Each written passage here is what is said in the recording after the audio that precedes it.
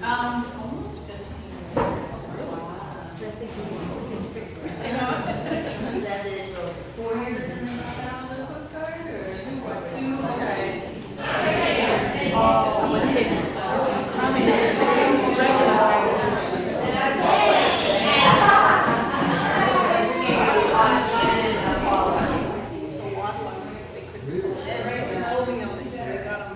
No way. Really?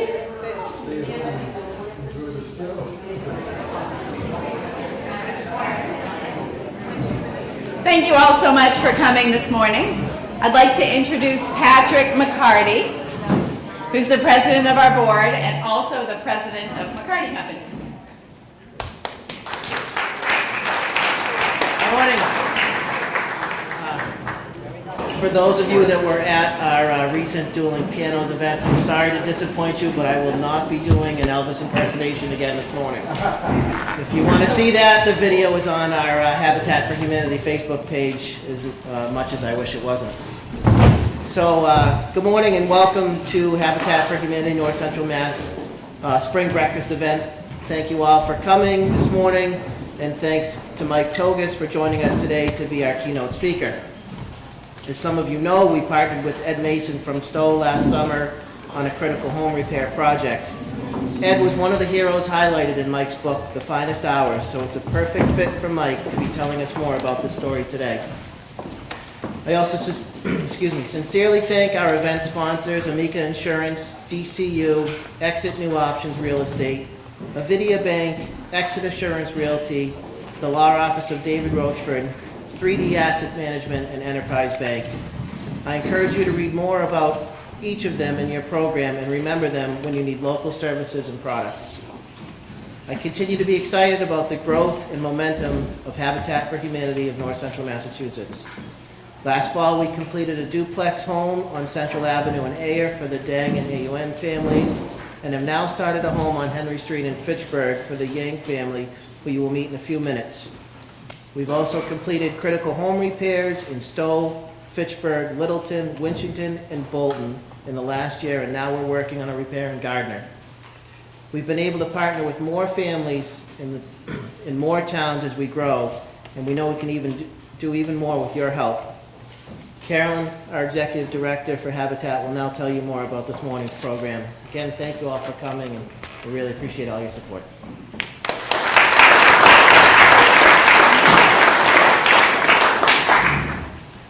Thank you, Patrick, and thanks so much to everyone for coming out this morning to hear Mike speak, meet our new partner family, honor an incredible volunteer, and a life of service, as well as to learn more about our mission to build homes, communities, and hope. Our vision is a place where everyone has a decent, affordable, safe place to live, and with your help this morning, we can make that vision a reality for 3 more families this year. I had the honor of attending the Habitat for Humanity Global Conference a few weeks ago, and I did get to meet Jimmy Carter, and I learned some amazing facts as well. Did you know that every 50 seconds, Habitat serves a family somewhere in the world? And by being here today, you're part of a mission spanning 1,400 U.S. communities and 70 countries. It's pretty incredible what you're part of. So this morning we have an exciting action-packed program for you, starting with recognition of a dedicated volunteer, and then in a slight change to our program, our long-term partner, Exit Realty, will introduce Mike, and will honor then, after his talk, the service and life of service of Ed Mason. You'll then be introduced to the family. He'll be moving into the Henry Street Fitchburg home later this year, and a long-term volunteer on why he's committed to the Habitat mission, and we'll be asking for your support of our mission in our local area. After the program is complete, Mike will have books here on the stage to sign, and you can learn more about our current projects on the tables over here. So before we get started, I have some people to thank. First, the Development Committee and the Events Committee, particularly Denise Wortman, Diana Sinkus, Angie Gambo, Susan Davis, Amita Mehta, and Carol Capello, who put in many hours of planning into this event and got up really early this morning to help here.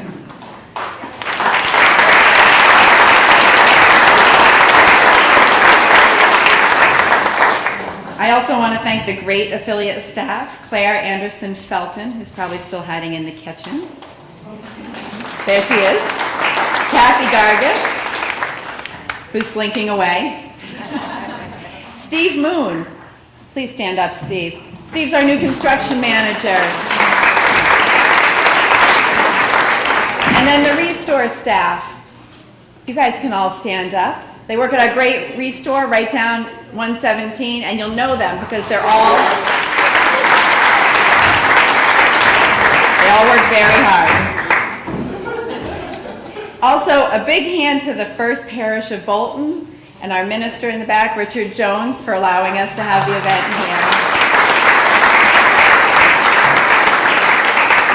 And Neshoba Valley Tech for providing the food. They did an awesome job. And to our great board of directors. And I would like the board to stand so we can give them a round of applause. They work really hard and volunteer for us.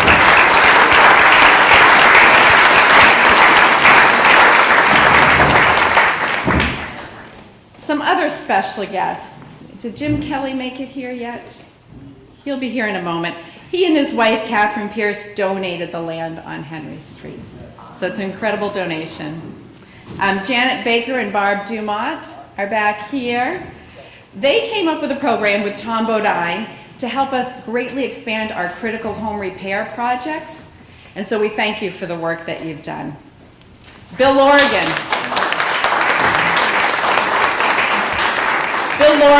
designed the house in Henry Street and donated his services. He's an architect in Fitchburg, and I encourage you to visit him if you need architectural services.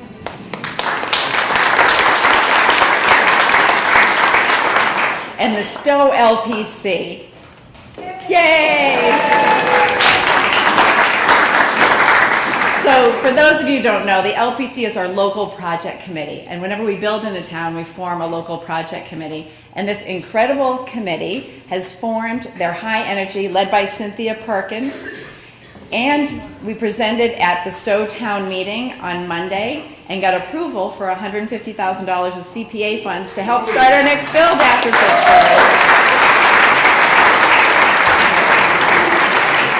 And then I know we have a couple members here of the Stowe Municipal Affordable Housing Trust, and they donated the land. They had an RFP and donated the land for us to build on in Stowe, so thank you very much. Now, we also partner with a number of organizations, and Mark Dohan is here from New View Communities. So I just want to recognize you and thank you for the partnership and being able to work together to serve more families.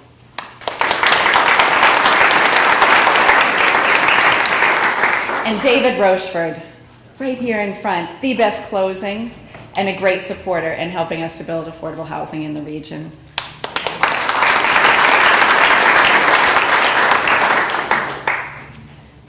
So now I'd like to call up a couple of past board members, Ed Bolesky and John Lodra, to help me do our first award.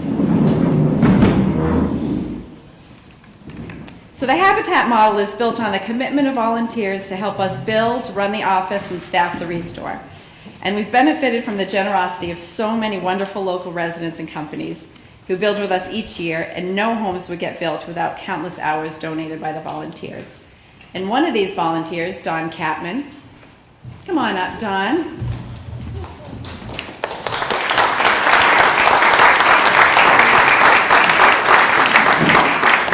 Don was on the board of directors. He served as president of the board and helped with many events, builds, and projects. He was instrumental in the growth of the affiliate, helped us apply for a capacity building grant, and helped us start the Restore. And he's been a steadfast financial sponsor at all of the Habitat NCM events. Don and his wife Bonnie are retiring, yay, and have already started to travel, sleep in, I hope, and enjoy time off. So Don was the board president when I joined, and I learned so much from him, and he's been such a supporter of mine, and I so appreciate your help. So I asked Ed and John to be here with me to present you with an award, and Maggie sent on a few words. So my predecessor was Maggie Monroe Castle, and she had this to say. When I think of Don Catman, my first memory goes to my interview at his office during a tornado warning. We ended up the interview in the concrete stairwell just to be on the safe side. That's true. The image is perhaps a good metaphor for my relationship with Don. He served as the president of the board, in other words, my boss, for 3 of the years I served as executive director for Habitat for Humanity NCM. We had some exciting times, even some tornadoes, you might say, as we sought to move the affiliate to new places and heights. Some times that worked better than others, and yet Don was always calm as well as sensitive to my feelings throughout. He was the safe concrete stairwell for me as I did my best to make good decisions. Don was able to blend his myriad strengths and skills from both the business world and his former life as a counselor, and to provide good board leadership for both the affiliate and me as the ED. It's not always wise nor easy to be friends with your boss, but that is what happened. Don, I treasure your professional relationship and our friendship, and applaud Habitat NCM for recognizing you and the gifts you had brought to the many families in our region. And she wishes you and Bonnie well on your future endeavors.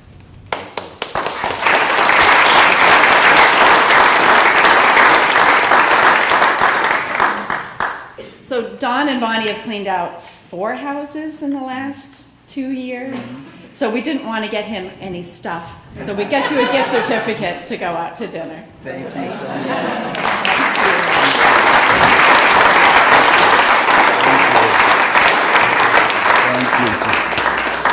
Thank you. Well, thank you. Wonderful. And thank you so much for helping me and for being here. I feel like I've been bushwhacked. I had no idea that this was going to happen, but you know, I just want to say something briefly, and I'll ask you for money later. I said I just want to say something briefly. I'll ask you for money later. But this has been the greatest organization I have ever worked with, the greatest group of people, and I feel blessed to have done that. And I hope to continue working with everybody. And it's so good to see all of you again. Thank you so much.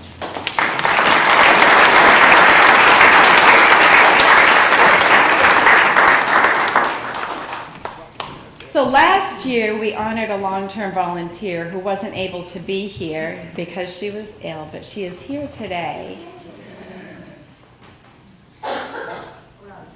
I went too fast. Yeah, I do. Don't touch anything. Oh, now we've gone. Sorry. I really look bad this year, too. There we go. So yes, that's what I wanted to do. Congratulate Jody. So she's done so much for our affiliate, and now she's on the LPC, which is wonderful. So thank you, Jody.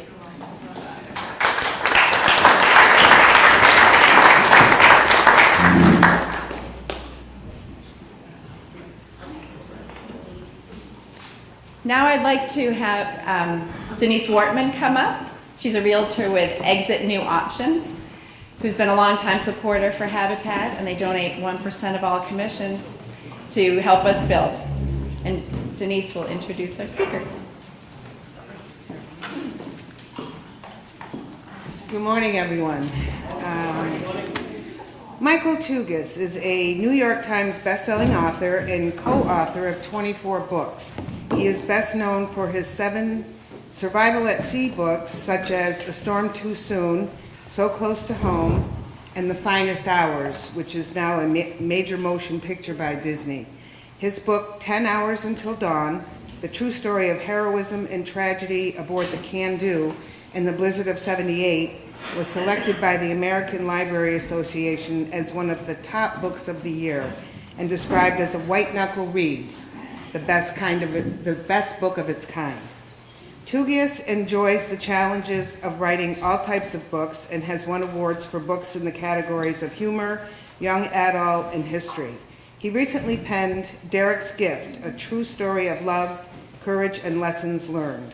His humor and outdoor book, There's a Porcupine in My Outhouse, Misadventures of a Mountain Man, Wannabe, won the Independent Publishers Association Award for the Best Nature Book of the Year.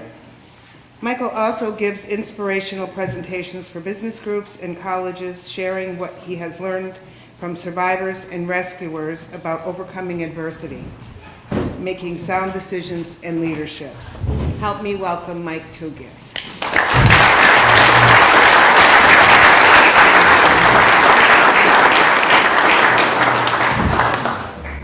Good morning, everyone.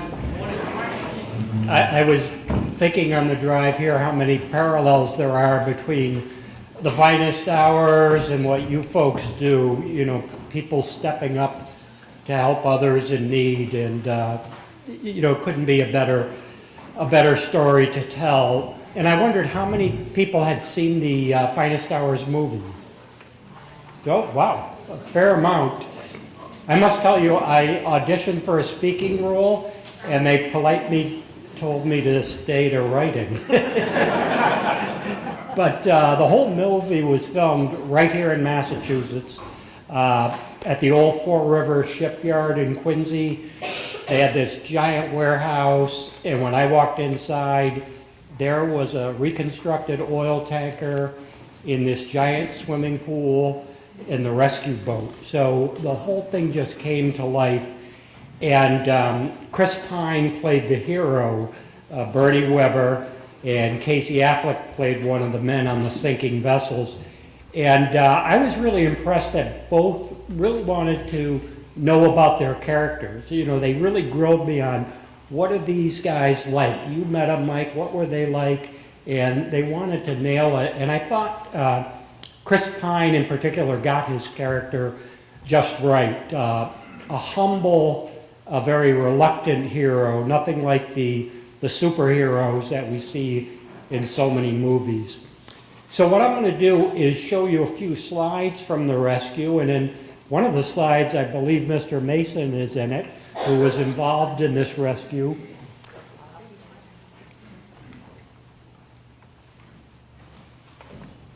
So that there were two vessels that split in half. They were both 500-foot oil tankers.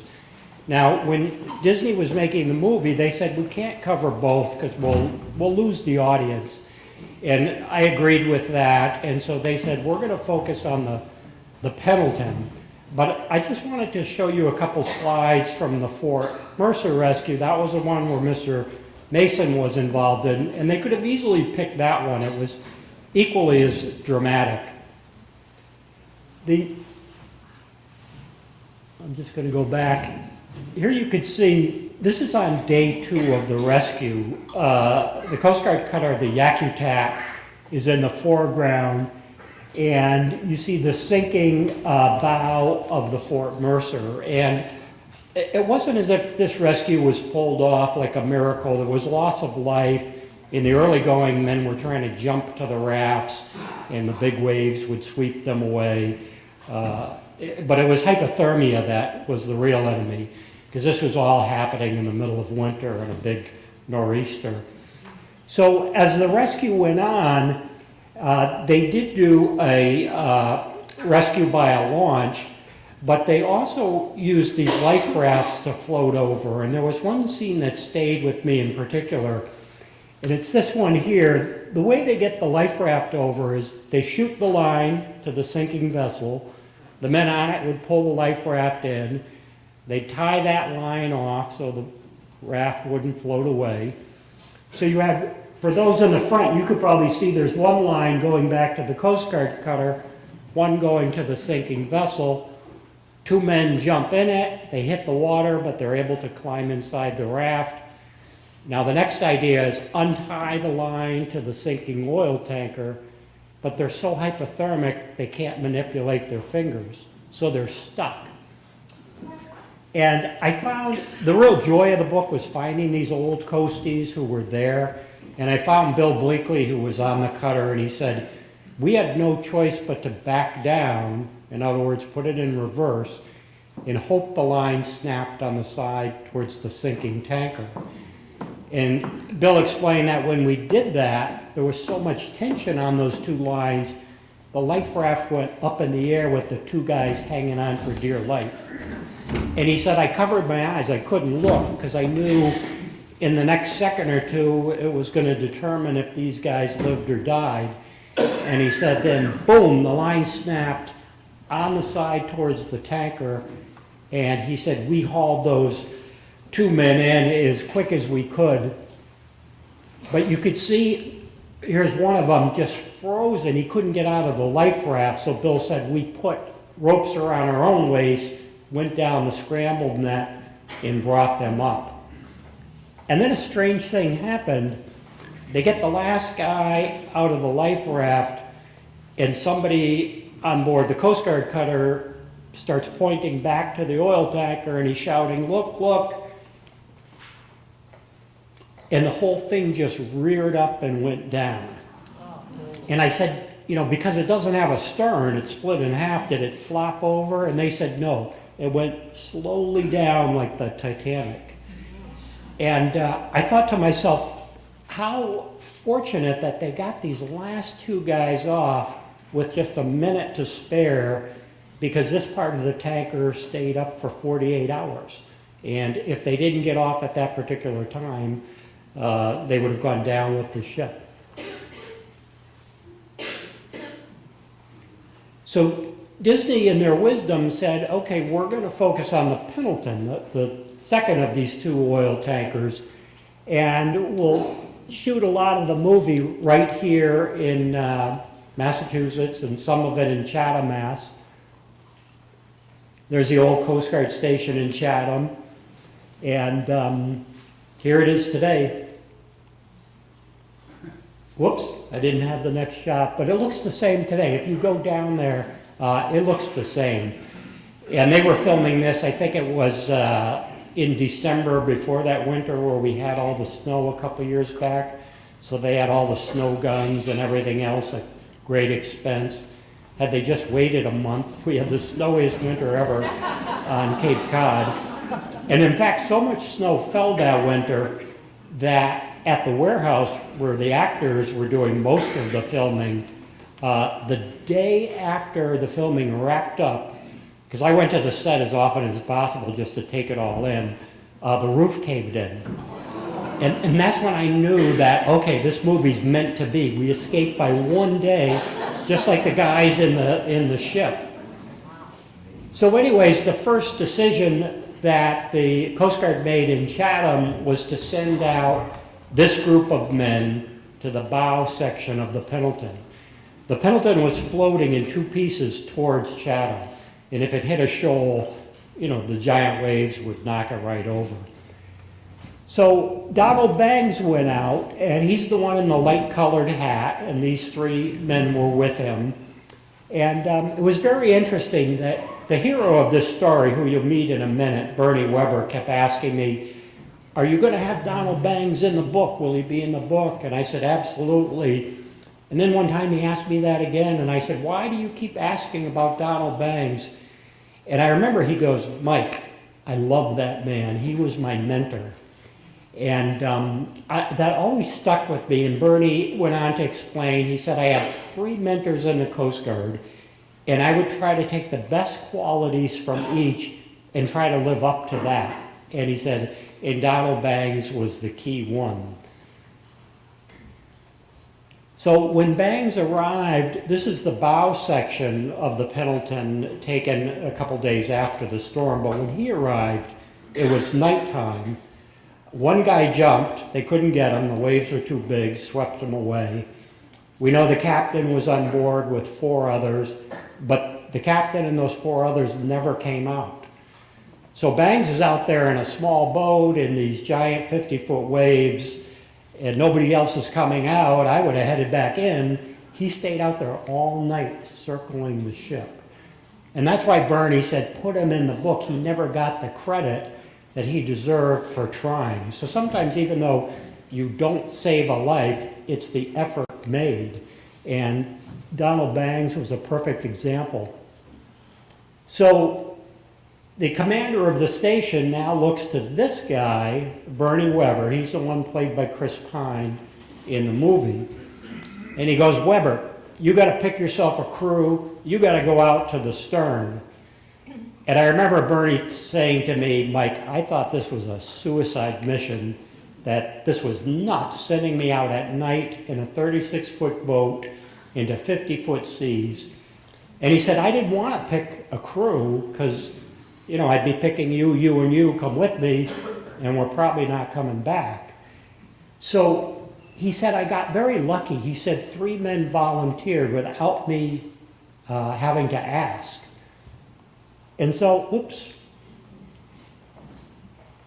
In this picture, there's Bernie on the left, Richard Livesey in the middle who volunteered, Andy Fitzgerald volunteered, and Irvin Maskey is not in the picture, but he volunteered. And I spent time with 2 out of those 3 volunteers. So again, that same spirit of Habitat for Humanity, people stepping up. They didn't have to do this, but they stepped up when other people, Bernie said, kind of made themselves scarce. He said they didn't want to go out into this storm. They didn't want to put their lives on the line. And he said these guys stepped up, and he said that turned out to be the best thing because their attitude was right. They wanted all in. They wanted to do this.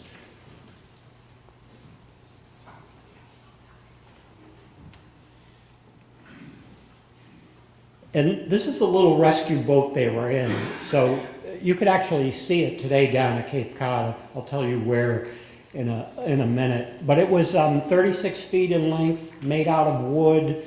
Bernie would be standing behind the windshield. And out they go. And, you know, when I said earlier he was a reluctant hero, what I meant was he was afraid and he wasn't shy about saying, hey, I was scared to death. He said, I was so scared I got on the radio, called my commander and said, the waves are huge out at the bar. They must be 50 feet. And he's figuring the officer will say, turn back. And the officer goes, proceed as directed. So he's got to do it now. And off he goes. And they were so nervous they started singing. I said, what do you guys sing and why? They said, we started singing Rock of Ages and it calmed our nerves. So it always, you know, the way he described it always reminded me of a hero from World War II. He was a Native American, got the Medal of Honor. And the way he phrased it when he accepted the Medal of Honor was, I did not let my fear make a coward out of me. So he's acknowledging his fear, doing what he had to do, but he still did it. And that was Bernie to a T. He had that fear. His big concern is, how the heck am I going to get over the Chatham Bar? So if you've never seen a bar exposed to the open ocean, it would be a shallow area, you know, a sandbar, maybe 3 or 4 feet beneath the ocean surface. So when these big waves come in, they're going to break and crash, and that was the only way for him to get out, to cross the Chatham Bar. But this rescue mission is going on at night, so visibility's poor. He does have a little searchlight. And I said to the Coast Guard, what would it have looked like? You know, we don't have a picture of Bernie going over the bar. And Disney asked me, you know, how did Bernie and Andy and Richard describe it? And I said, better than me describing it, it was very much like this picture, they told me. This was taken out on the West Coast, where you have the big wave breaking on the bar. This is a vessel bigger than Bernie's. This is 47 feet. And the first attempt, Bernie described it as, we hit the wave in such a way that it broke right on the bow and took out our windshield. And he said so much water came in through the cockpit that it swept our compass away. Now that would have been my cue to turn back. You have no compass, so you have no windshield, you're not going to find the darn tanker. But it's really interesting, and I wish I asked him this, so I'm speculating here. The reason I think he tried 2 more times is, you read in the book, a year before this, he was involved in a rescue that went horribly wrong. And some people were even pointing the finger at him, saying, you know, he was incompetent, maybe he was too afraid. So he really had a lot to overcome, which made me realize that, you know, leaders, they're not really born that way, they're made that way. And Bernie turned things around. So on his second attempt, so much water slammed them that they lost engine power. That's usually the kiss of death, because you're going to broach and roll. But Andy Fitzgerald went into the engine compartment, got it reprimed. Bernie starts it just in time for the 3rd wave. And he said, I gave it full throttle. We went up, up, up. and then through the top 1/4 of the wave like a submarine, and then came out the other side. And he said, the next part I can't explain, but I want you to put it in the book the way I'm telling you, that I think a higher power guided me, because he said, there's no reason we should have ever found the oil tanker because we didn't have the compass. He said, we were groping around out there in the dark, and from this point onward, Bernie explained, there were so many different incidents that cannot be explained. They're just too strange. Battery's running low. Now everybody knows. His battery was running high. Oh, I think it is right behind it there. He goes on to pull up his little rescue boat when he does find the oil tanker. Again, he doesn't take credit for that himself. And he said to me, I thought we'd be safer getting up on the tanker than staying in this small boat in 50-foot seas. And I thought he was joking. And I said, well, he said, no, I'm serious. I said, well, why didn't you do it? He said, I couldn't. He said, so many men were coming down that ladder that you couldn't go up. So he said, we just started grabbing them. Now, he couldn't hold position like you see here and get each man. He had to go in, get one or two, then get the heck out of there before the next wave slammed him into the rescue boat. The rescue's going well. He gets up to 15 survivors in the boat. He's exceeded the capacity of the survivors compartment. In the movie, by the way, they showed the survivors sitting up on top of the bow. That would have never happened. They would have all been swept into the sea. They're down in a compartment. So he said, I had a decision to make. Do I take these men in or do I gamble and try to get the rest? And he said, I decided we're going for broke. Now, he thinks there's probably 4 or 5 more up on the oil tanker, but there was a grand total of 33. And he's only got half of them off. His boat's only 36 feet. But the rescue continues. The boat's riding lower and lower in the water as more survivors get on it. And he gets to the 32nd man. The guy, he was built like an NFL offensive lineman, 6'2", 300 pounds, nicknamed Tiny Myers, comes down the ladder. And Andy explained to me, he said, we got him just like this, had a hold on him, but he said it was on the other side of the rescue boat. And because he was such a large man, he said, we didn't have the strength to pull him up, so we're in this deadlock. And he said, Bernie probably had to hold the boat there longer than he wanted to. And he said, what happened next was awful. He said, a giant wave came, slammed our little vessel into the steel hull of the tanker, and crushed Tiny Myers in between. So again, the Disney movie's a little different. They show Tiny Myers jumping and just going down in the sea. And I think it was because Disney wanted to keep that PG-13 rating, that the real way Tiny went was so violent. And Andy Fitzgerald, for example, would say, you wouldn't call it post-traumatic stress syndrome back then, but for many years, nightmares, and I'd see Tiny Myers' face right there because I had his arm, and I just couldn't get him in the boat. But Bernie still has one last guy to get. In the movie, that's Chris Pine, the engineer. He gets him in the boat. He's got them all. He gets on the radio. He goes, this is Bernie Weber. I've got 32 survivors off the Pendleton, over. And he said, the radio just exploded. I said, blew up? He goes, no. He said, exploded with advice. He said, a light ship told me to come south. A Coast Guard cutter told me to come east. Headquarters told me to do such and such. My commander said something else. I said, which of the ones did you decide to do? He said, I decided to turn the radio off. He said it was making me a nervous wreck, and I went with my own gut. We're going to follow the waves back in. Coming out, they were coming at us. Now we're going to follow them in. Never dreaming that he'd get back to the fish pier where he left. He figured they'd wash up on Monomoy Island. But they make it to the fish pier, and the whole town is there. I've met people from Chatham that were little kids who were there that day, and they thought, oh, what a shame, he's only got 1 or 2 survivors, you know, and he's been out there for 3 hours. But the rescue boat, you know, picture like a clown car at a parade. The hatch opens up, and outpours all the survivors. And you know, it's still in these bulky life vests too, which were cork covered by canvas.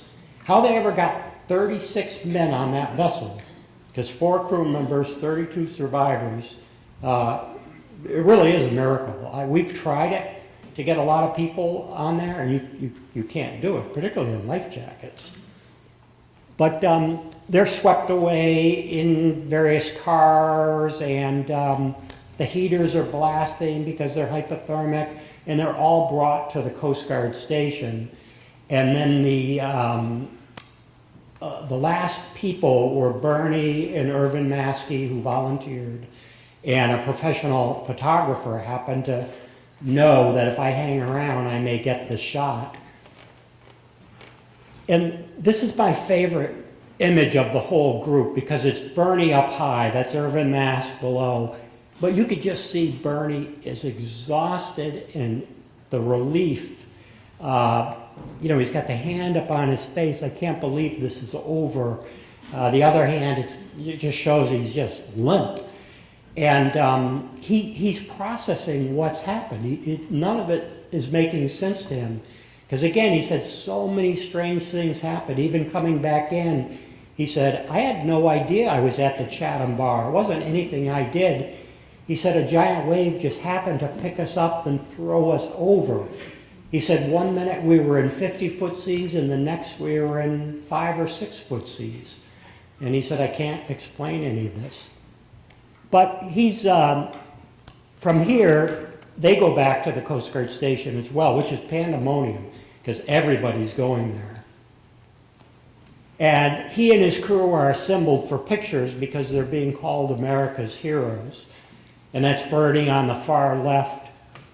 But you know, even a hero like Bernie makes a mistake now and then. He forgot to zip his fly. It happens. And I want to close with a little story about Bernie that kind of applies to what you folks do of thinking of others and sharing. 3 days after the rescue, he gets a call from headquarters, Washington, D.C., the commandant's office, and they say, Weber, we're going to give you the gold life-saving medal, and we're going to give your crew the silver. We want you to be in Boston for the big ceremony on such and such a date. And Bernie goes, well, maybe you should give the crew the gold because they volunteered. I was ordered out. He said, that's the only reason I went. And they said, no, here's how we're going to do it. You get the gold, they get the silver, be here on this date. And he's just about to hang up, and he goes, well, then I respectfully decline. And they're like, what are you talking about? And he goes, if you don't give my crew the gold, I'm not going to accept it. And he calls their bluff, and all 4 share in this great honor. Thank you very much. Thank you.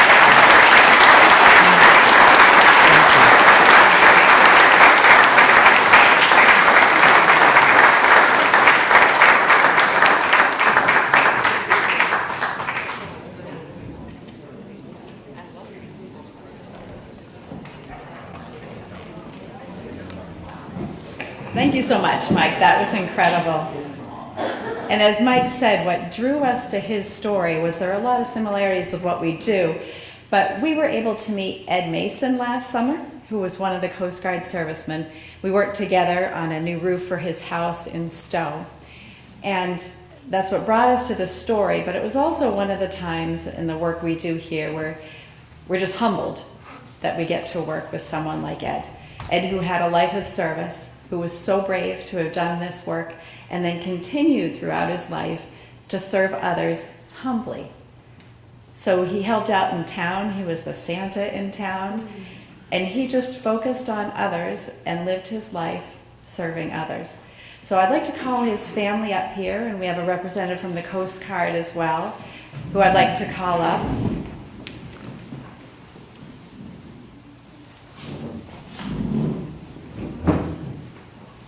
And after the program, they did bring a poster up of some of his accomplishments as well.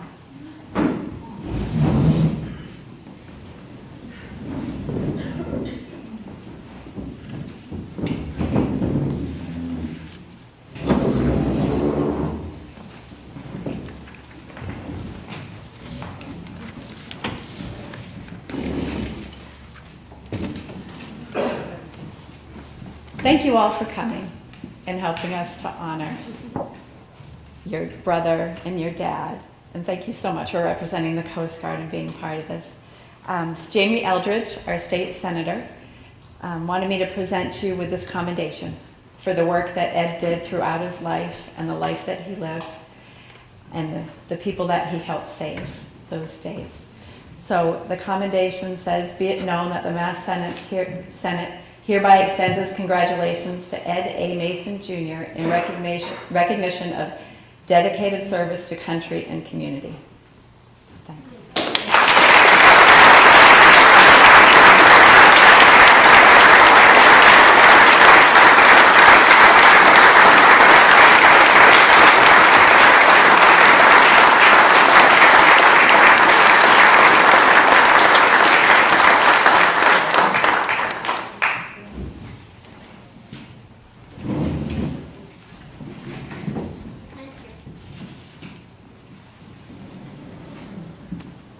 So Jim Kelly and Catherine Pierce made it through the traffic, so I'd like them to stand up so we can give them the round of applause for donating the land in Pittsburgh.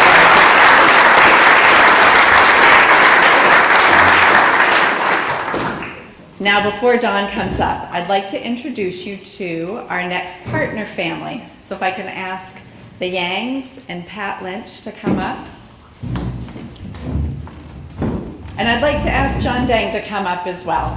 John is one of our new partner families in Air, so you met John last year. And John and Elizabeth are expecting again.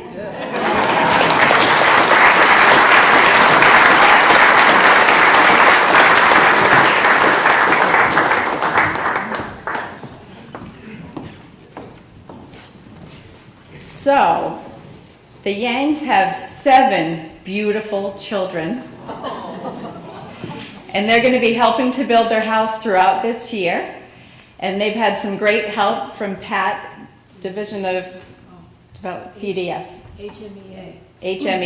Referred by DDS. No idea what that stands for, but she works with them and has worked with the family and help them find us and help us partner with the family. So we're so excited to have you joining the family and doing your sweat equity hours. And so we can donate up to 20% of their sweat equity hours. So if you want to come build with us in Fitchburg, we can donate some hours to help them. They'll be putting 350 hours in helping to build their own home and hopefully moving in this fall with your help. So thank you and welcome.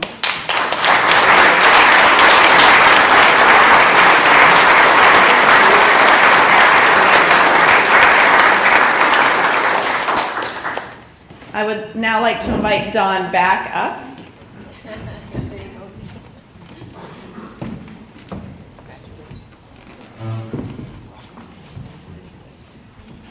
And Dawn will tell you all about the envelopes that are on your table and the cards.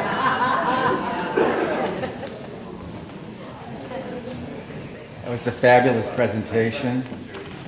The only thing is I'm very self-conscious. I had to check my fly for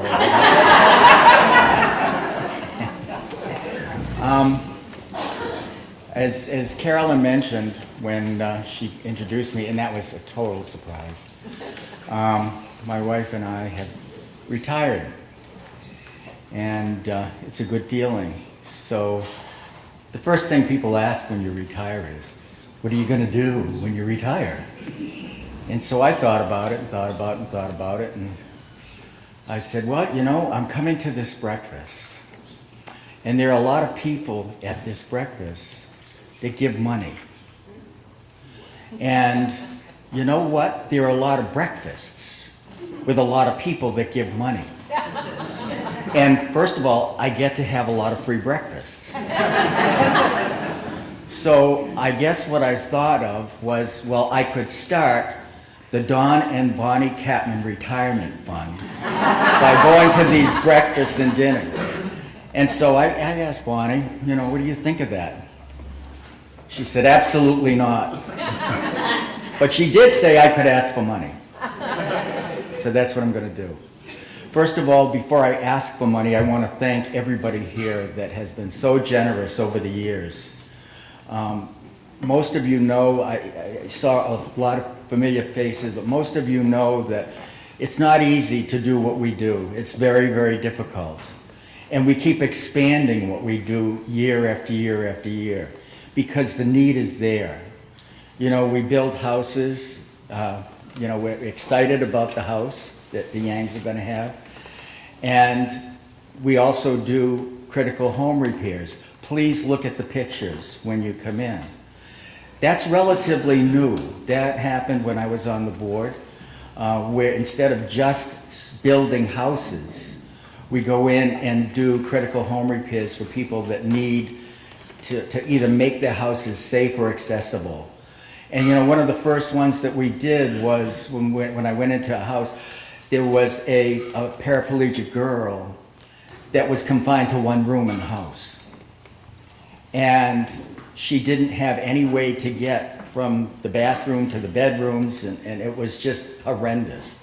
And so we just made doorways accessible, and we put in a ramp, stuff like that. So there are many, many things that we do. There are only several ways that we get money. You know, one is through grants. You know, praise God for Stowe. You know, that's a very good way to get money, but it's not the only way. You know, the other way is we get money from you. And that's what keeps us going. It's not just the money that you give us, it's the enthusiasm by which you give us the money.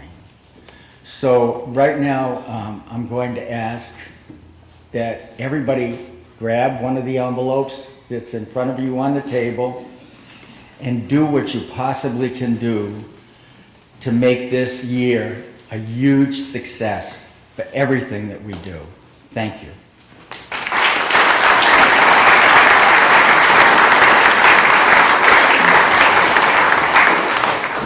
Da, da, da, da, da.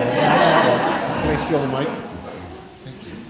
Thank you so much. Before you write that check, let me inspire you to make it a little bit bigger. My name is Richard Jones. I'm the minister of First Parish. Over the years, I've seen our congregation enjoy many effective leaders. The most effective leader we've ever had, in my opinion, was Carolyn Reed. And then Maggie Monroe Castle joined our church and stole Carolyn Reed for Habitat for Humanity. You've all benefited, but I want you to think of the significant life change that Carolyn made to go from the corporate world to Habitat, to go from making money to helping people. That's been the trajectory of her life. And we honor that as we honor all of you. I went to the Habitat office to visit Carolyn a few weeks ago, and she said, oh, well, that's where the volunteer that does this sits, and that's where the volunteer that does this sits. I said, all volunteer? Yeah, I'm the only paid person. This is the kind of organization you support. The money you give goes directly to help people. And there's no better investment. So be inspired by Carolyn's example, and also sing happy birthday to her, because it's her birthday Friday. Happy birthday to you. Happy birthday to you. Happy birthday, dear Carolyn. Happy birthday.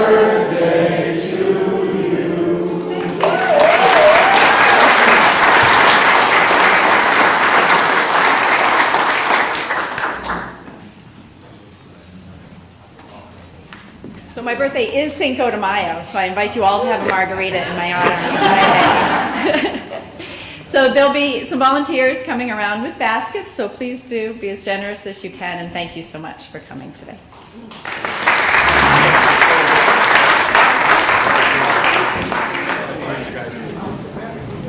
I gotta work. I've got 15 people waiting for me.